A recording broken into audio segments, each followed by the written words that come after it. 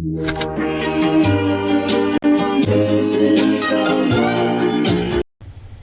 untuk nomor selanjutnya, apa yang akan dilakukan pada tahap pelaporan? Tahap pelaporan merupakan hasil dari pekerjaan audit yang telah dikerjakan. Di dalam pelaporan ini, audit harus mencangkup jenis opini, jenis jasa yang diberikan, objek yang diaudit, lingkup auditnya, tujuan audit, hasil audit, serta rekomendasi yang diberikan jika ada kekurangan dan informasi atau istilah audit pada laporan keuangan lainnya. Pada tahap ini juga menentukan apakah bukti audit yang telah diperoleh cukup dan tepat untuk menekan resiko audit ke tingkat rendah yang dapat diterima. Selanjutnya, bagaimana cara melakukan pengujian atas estimasi akuntansi? Estimasi akuntansi adalah suatu penaksiran atas suatu jumlah moneter ketika metode pengukuran yang akurat tidak tersedia.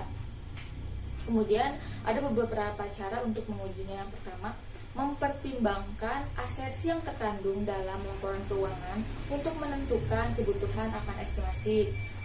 Yang kedua, melakukan evaluasi terhadap informasi yang diperoleh dan melaksanakan lagi beberapa prosedur seperti mengetahui informasi tentang perubahan yang telah dilakukan atau direncanakan terhadap bisnis entitas, mengetahui informasi tentang tuntutan pengadilan, klaim, penetapan, dan hal-hal bersyarat lainnya.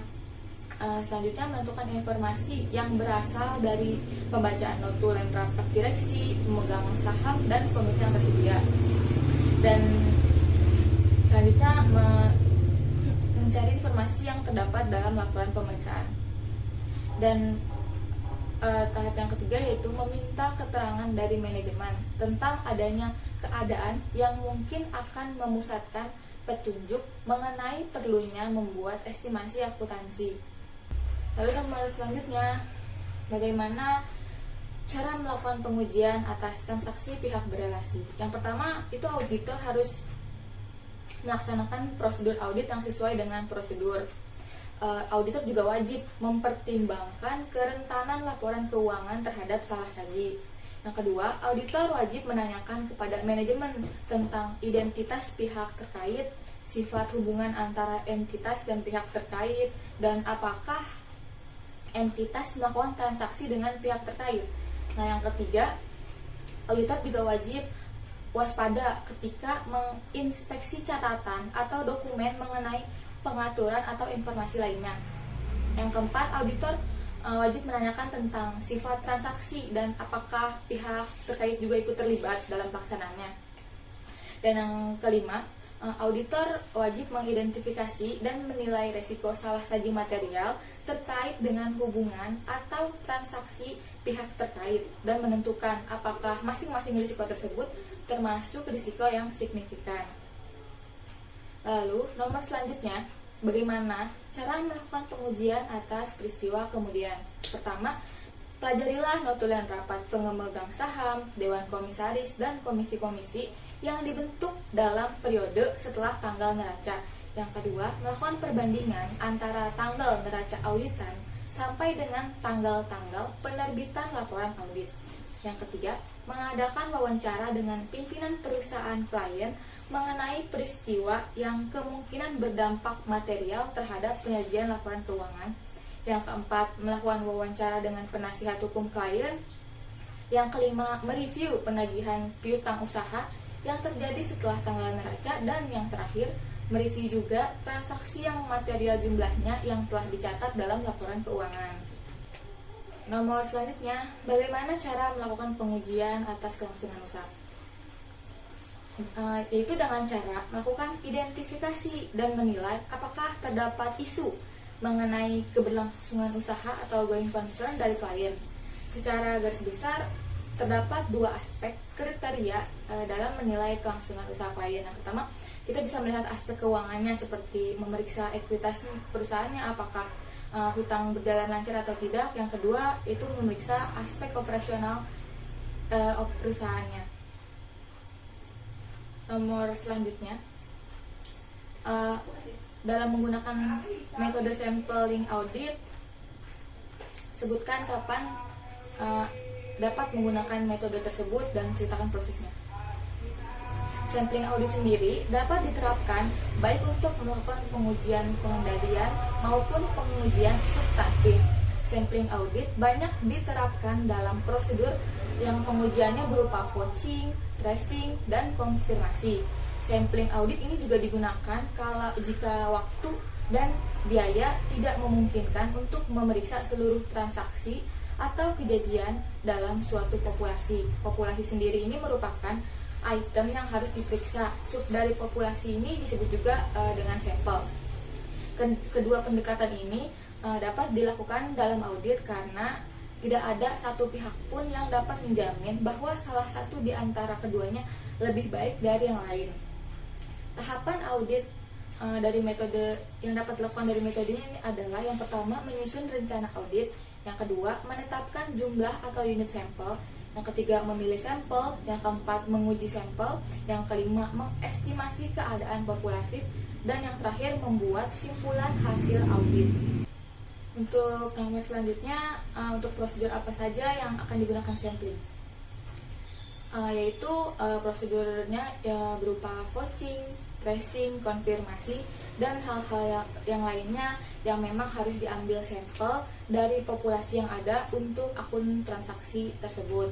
Dalam hal ini misalnya kita ambil contoh untuk akun utang. Maka di sini hanya akan memeriksa beberapa transaksi atau dokumen terkait dari utang untuk memperoleh pemahaman atas sifat operasi entitas atau memperjelas pemahaman atas pengendalian intern entitas.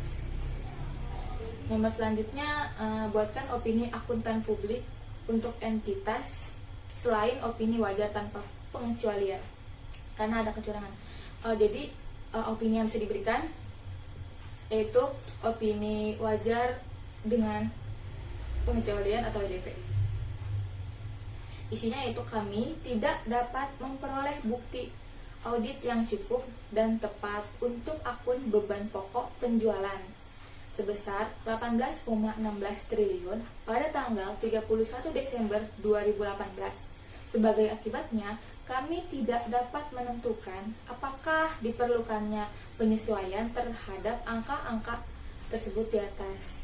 Menurut opini kami, kecuali dampak dari hal yang kami jelaskan dalam paragraf basis untuk opini wajar dengan pengecualian, laporan keuangan konsolidasi yang terlampir menyajikan secara wajar dan semua hal yang material posisi keuangan konsolidasi PT Timah dan entitas anaknya tanggal 31 Desember 2018 serta kinerja keuangan dan arus kas konsolidasinya untuk tahun yang berakhir pada tanggal tersebut sesuai dengan standar akuntansi keuangan di Indonesia.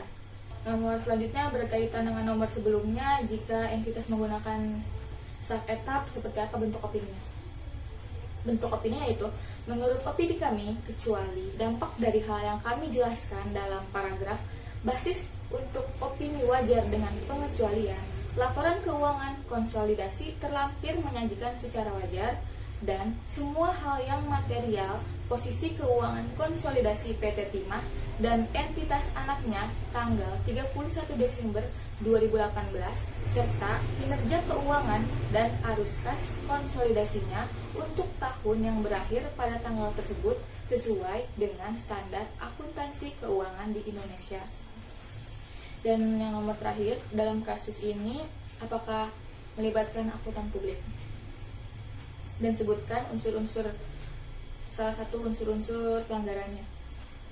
Iya, dalam kasus ini melibatkan akuntan publik.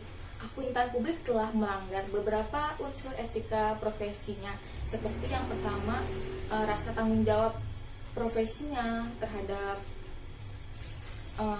laporan yang diaudit, terhadap tanggung jawab pekerjaannya. Yang kedua, kepentingan publik. Akuntan publik tidak bekerja demi kepentingan publik karena telah terbukti melakukan manipulasi laporan keuangan sehingga publik tidak mendapatkan data laporan keuangan yang benar.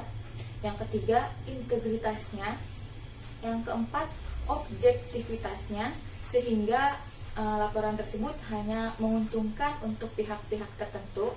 Dan yang kelima, profesionalnya yang menyebabkan kekeliruan dalam melakukan pencatatan laporan keuangan, dan dalam hal ini dapat mendiskreditkan atau mencoreng nama baik profesinya. Dan yang terakhir, standar teknisnya.